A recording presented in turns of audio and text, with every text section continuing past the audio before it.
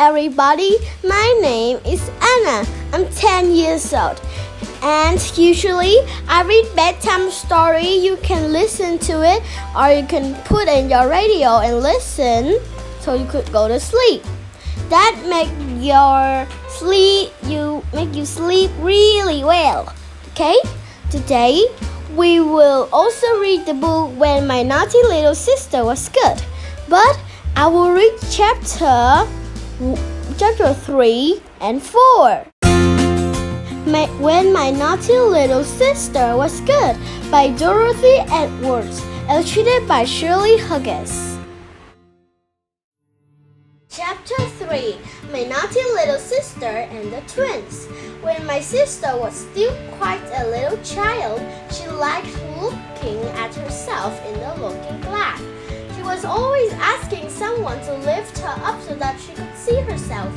She would stare and stare at her funny little self.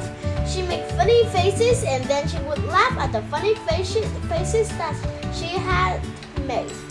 And then laugh all over again because the little girl in the glass was laughing. She used to amuse herself very much. When my sister had first seen herself in the mirror, she hadn't liked it at all. At first, she had been pleased to see the small baby girl and had smiled it. But when the baby in the glass smiled back, she put out her hand to touch that baby's smiley face. There had only been cold, hard glass. It had been so nasty and frightened that my poor little sister had cried and cried. Mother hushed and hushed her and walked up and down with her, and said, "Don't cry, don't cry. It's only you, baby. It's only you in the glass." When my sister stopped crying, my mother lifted her up again and said, "It's you, baby, in the glass." And my sister looked at the poor teary baby in the glass, and she saw that the baby was copying her. She touched the glass again and the baby touched too. She's so interesting, she wasn't frightened anymore. She said, "Baby in the glass."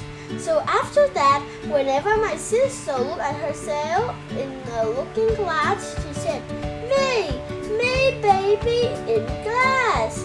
When she was neat and nice in a pretty neat dress, she said, "Smart baby in glass." When she saw a dirty little face looking at her, she said, "Dirty baby in glass." She was a very funny child. One day, we went with our mother to fetch Father's shirts from the washing lady's house. Mother did most of our washing, but she sent Father's best shirt to the washing lady's house because she washed them so beautifully and ironed them so cleverly. They always looked like new. Our washing lady has a funny little house. Inside her front door was a room with pictures of ships on the wall and photographs of sailors on the mantelpiece and seashells on the table. The sailors were our washing lady's son, and the ships were the one they sailed the seas in. The washing lady was always talking about them. There was always a steamy smell in the washing lady's house because she was always boiling water, an iron smell because she was always ironing while the washing was boiling, and there was often a baking smell too. For this kind lady made beautiful currency biscuit to give the children who came with their mother to fetch the washing. My sister loved to go to the washing lady's house. On the day I'm telling you about, a very funny thing happened when we go to the washing lady's house. We knock at the door as we always did. And then we opened the door as we always did. Out came a steamy smell and an ironing smell and a baking smell, just as they always did. And then Mother called out, "May I come in?" And instead of the washing lady standing among the ship and sailor picture and the seashells, we found two little tiny girls standing hands in hand. And when they saw our mother and my sister and me, they opened their mouth and both called, "Grandma! Grandma!" My little sister stared and stared and stared. She looked at those little girls so much that they both stopped calling and stared back at her. My sister so hard because those tiny little girls were absolutely alike. They had the same little tipping up noses, the same little twinkling eyes, the same black curly hair with red ribbon on the same little blue dresses, the same red socks, and they had both said "Grandma" in the same little voices. Then the washing ladies came out from the back room, and the two little alike girls ran to her and hung to her apron. Mother said, "These must be your Albert twinnies, then." And the washing lady said, "Yes, they are." Albert was the washing lady's youngest sailor's son. She told mother that the little girl had come to spend the day with her. She said Albert's boat had come in and their mother has gone to London to meet him. When she said this, the little looking alike girl smiled again. They said, "Our dad is coming home," one twinnie said. "From over the sea," the other twinnie said, "in a big boat." And the first twinnie said, "And he's going to bring us," and the other one said, "Lots and lots." Then they both said together, "A lovely present! Hooray!" And the funny twinnies fell right down on the floor, kicked their leg in the air and showed how happy they were, and then laughed and laughed. My little sister, they were so funny that she laughed and laughed too. And she fell onto the ground and kicked her legs in the air. We all laughed then. Then the washing lady told the twinnies to go and fetch the big biscuit tin. And they went and fetched it. She gave me a currency biscuit. And then one to my sister. Then she gave one to each of the little twinnies. Then my sister and the look-alike girl sat down on the washing lady's front step to eat the biscuits, while their grandma packed up father's shirts. When my little sister finished eating her biscuit, she looked very hard at a twin. First at one twin, then at the other twin. Then she put out her hand and touched one little twinnie face, and then the other twinnie face. She was very quiet, and then she said, "Where is Looking Glass one?" That silly little girl thought one twinnie was a real child, and one was a looking glass child. That was why she touches their face. And when she couldn't feel any cold, hard glass, she was very, very puzzled. "Where is the looking glass baby?" she said. "Good gracious me! What will you ask next?" said our mother. Then she remembered how my sister liked looking at herself in the glass. "Why," she said, "she thinks only one of them is real." Our washing lady laughed, but she was a kind lady. She said, "They are twinnies, dear, two little girls. They are looking glass babies just like them. They are two looking glass babies just like them." And all thought she was a very busy lady. He took my sister and the twinnie upstairs to her bedroom and showed my sister herself and two little looking alike girls in the wardrobe mirror. My sister looked at herself in the glass. She looked at the twinnies in the glass. Then she said, "Thank you very much," in a funny little voice. Then, when we walked home, she whispered to me, "Is there another little real girl like me somewhere?" I said, "Oh no, there couldn't be any else like you. Not anywhere."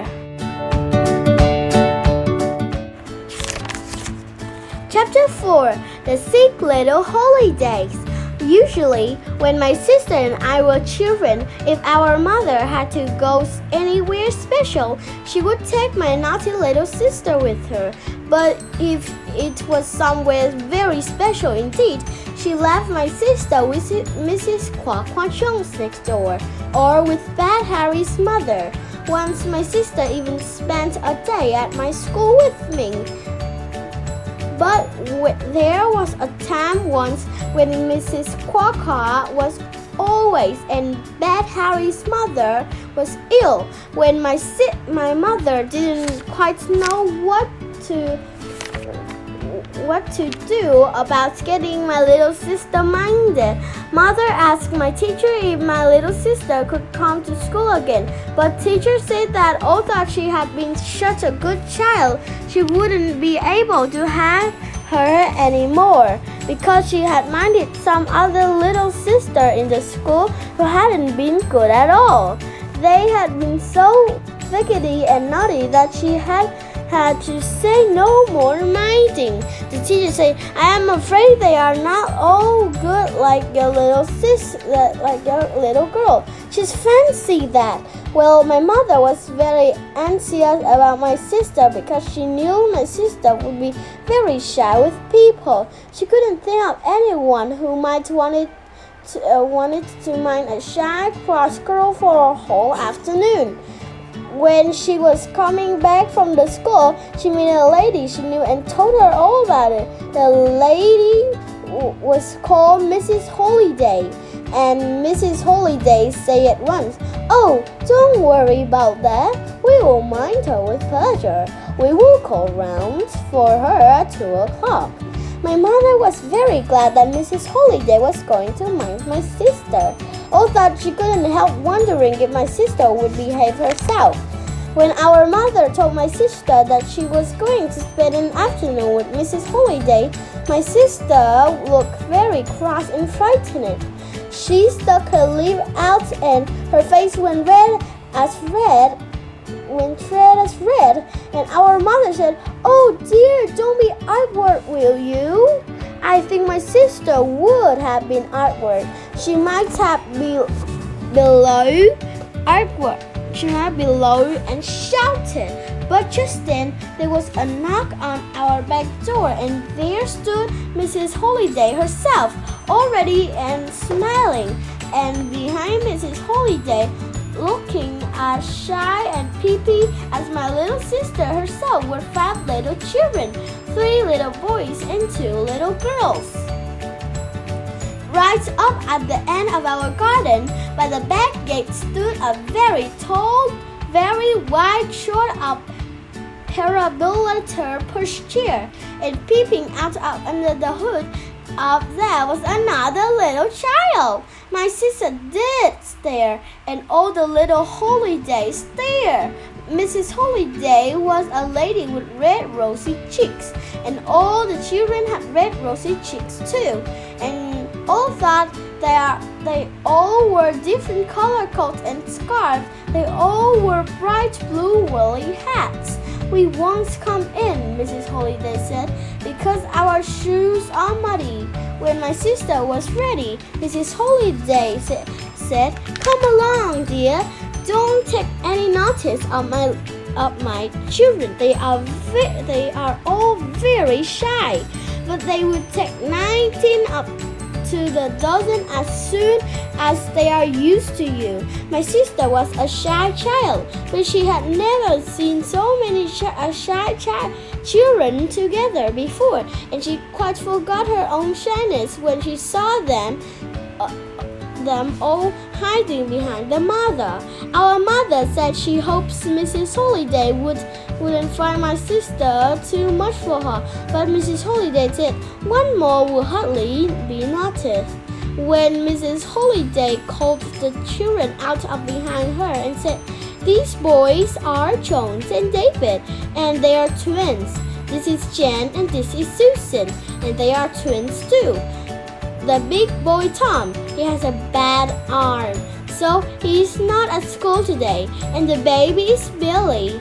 when Mrs. Holiday told Chin and Susan to take my little sister's hand, and off they went, all shy and quiet, and peeping down the garden to the back gate and big perambulator pushchair. There sat baby Billy with his leg dangling from down under a shiny black cover like a pram cover. He was peeping out from under a big black hood like a pram hood. There was a handle behind the hood like a pushchair handle. My sister was so surprised to see this funny pram pushchair. She said, "That's a funny thing." When my sister said, all of the little Holidays laughed together and stopped being shy because they thought it was a funny thing too. And then they waited for their mother to tell my little sister all about it. Mrs. Holiday said, "It's very special chair this is. It was one used by foreign royalty." And she looked so pleased, so proud when she said this, that my sister knew it must be something very grand. Mrs. Holiday said it was specially made for royal twins. That's why it is so wide. And although it's nearly 50 years old, it's still as good as new. Mrs. Holiday said that as my sister was a visitor, she could ride with Billy in the royal pushchair, and my sister was so pleased she could hardly remember to say goodbye to our mother. Off they went down the street, Mrs. Holiday behind the perambulator pushchair with little Holidays on either side, and my little sister very smiling and pleased and not shy with Billy beside her. Billy was a dear little baby boy, and when he saw my sister was smiling and pleased, he was smiling and pleased too. They looked very happy children. As they went along, everybody made smile to see the funny pram pushchair and the rosy Holiday with their blue woolly hat and my happy little sister. Mrs. Holiday took them through the park, and they went away my sister hadn't been before. It was very interesting. In the park, my sister got out of the pram pushchair and ran scuffle in the leaves. With all the other children, the leaves lay all over the path, red and yellow and brown, and all the little Holidays shouted with excitement, and my sister shouted too. When Mrs. Holiday thought they had played enough, they went off again, and this time one of the little girls twinbled with Billy, and my little sister ran through the park with the other children. It was fun. Outside the park, Tom, who had the bad arm, said, "Before we go home, we are going to the baker, aren't we, Mother?" And all the other little Holidays shouted, "Yes, yes, for Cookie Boys!" They were all very excited, so my sister got excited too, and they went down a street and stopped outside a funny little baker's shop. Mrs. Holiday said that as my sister hadn't been there before, she could come in with her. All the Holiday children stood outside and pushed their face against the window to watch. Inside the shop was a dear old lady. And when she saw Mrs. Holiday, she said, "I know what you have come for. 6 cookies, boys." But Mrs. Holiday said, "Not 6, 7 today. I got an extra little child who had never had one of your cookie boys before." The old lady said, "Then I must find her a very nice one." She took down a big wooden tray, and it lay dozens and dozens of shiny brown cookies. "Boy, do you know what cookie boys are? They are buns made in the shape of funny little men with currant eyes and nose and mouth, a row of currants all down their front for buttons." The old lady cookie the old lady's cookie boys were the shiniest and the stickiest cookie boy ever made.